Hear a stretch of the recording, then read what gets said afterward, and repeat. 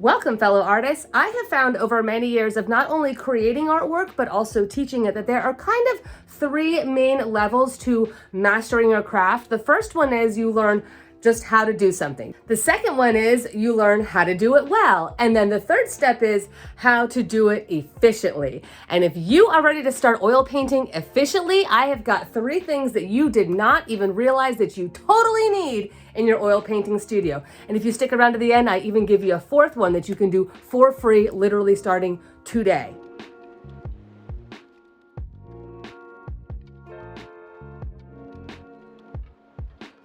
All right, jumping right in today. So the very first one is called a tube wringer, and actually the logo makes it pretty self-explanatory. It literally like crimps and squeezes out any kinds of tubes, as in tubes of paint or even household items if you have them. I'll show you a couple of those later. But this thing is actually like really incredible. It helps you get like every single drop of paint out of your tube so you are not wasting any materials or money. You can use it two ways. You can use it with the lid on your tube of oil paint to kind of just help fill it out and squeeze out the bottom, just to kind of get it ready for next time. Or if you have especially like some older paint that's maybe a little stiffer and it's having a harder time coming out of the tube, you can use it with the top off and literally squeeze out the paint nice and easy. Especially, like I said, with older paint, some of those get really, really stiff and can be like kind of a pain, almost painful to squeeze out. So using this to really get that old paint can be so much better. I have a couple of these down in the description below with my affiliate links. If you purchase anything through those links, it helps to support my channel with no extra cost to you, so thank you very much. I put two down in the description. One of them is like about 3 times as much as the other, but that one is metal and heavy duty, and the cheap one is plastic, which would probably work okay, but honestly, mine I got over a decade ago. It's kind of a mixture of the two. It's both metal and plastic, and I would say go for the heavy duty one. The nice thing about these tube ringers is that they will pretty much last forever, and they pay for themselves with all of the expensive oil paint that you do not wind up wasting, as well as other household supplies. Like literally, I use this for toothpaste and glue and all kinds of stuff.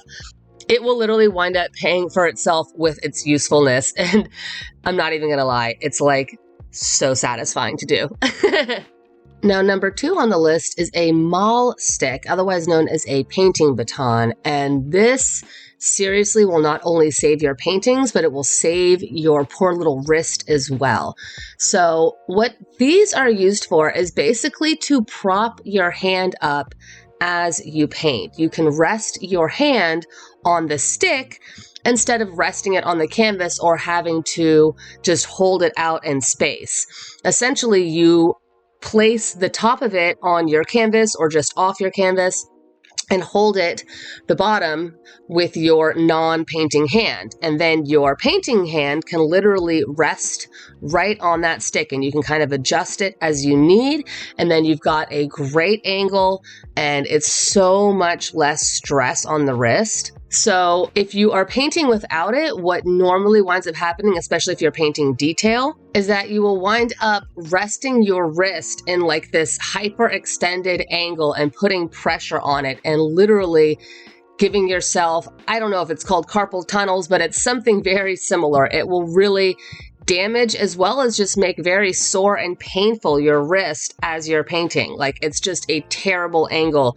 What you want is for your wrist to be straight in line with your hand. This makes sure that you are not putting undue stress or pressure on your wrist.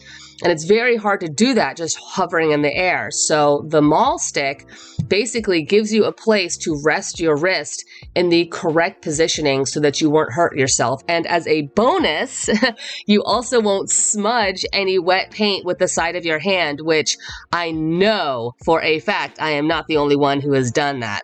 Now, these Mahl sticks, seriously, once you have painted with one, you will wonder how you ever did without it. There are some available through the link in the description down below. However, this is something you can totally make with just a dowel from a hardware store and like a smooth faux leather, like chamois. Basically, it's like a charcoal chamois up at the top, just taped on with duct tape. A friend of mine in graduate school made this for me, and I have been loving it ever since.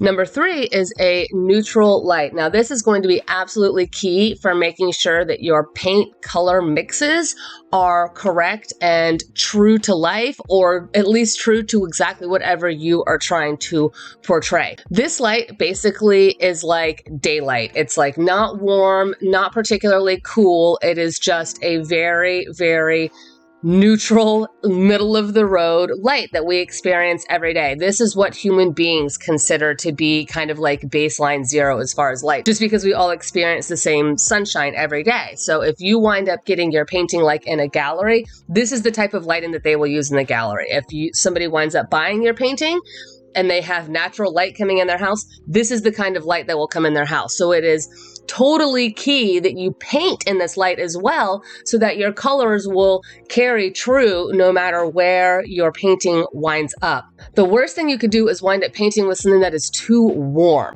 Some lights have more of a warm hue or setting, and you do not want that because it will literally make your paints look a lot more yellowish, and so you will wind up most likely counterbalancing that by making your painting way too cool. And then when it gets put in actual neutral light that everybody is used to, it's not going to wind up looking good anymore. I actually talk a little bit about having a neutral light and exactly how to set it up in this awesome video on exactly how to set up your own home studio. And your little bonus tool today is to actually cut up and use your old cotton t-shirts as rags for oil painting. I know a lot of folks tend to reach right for the paper towels, but honestly, I don't really use paper towels on my paintbrush because I find when I do, it winds up getting these little fuzzy bits on there, and then those wind up tracking in my paint and tracking in my paintings. I actually only use a paper towel for directly underneath my little turpenoid jar, so that if any drips come out, then they splash on that. But then I actually wipe off my brushes on these old rags because you just don't wind up getting little scuzzies stuck all over them. And the only time I will use paper towels is if I'm really cleaning off like my palette knife or something with like a bigger mess. Plus, the rags you can use like over and over and over again. I swear I'll use some of my rags for months without having to throw them away, so it's a lot less trash. Now, when you start using rags, do make sure you have a good glass jar with a tight-fitting lid to store them in when you're not painting. If you don't know why, make sure to check out this video I popped up on screen for you.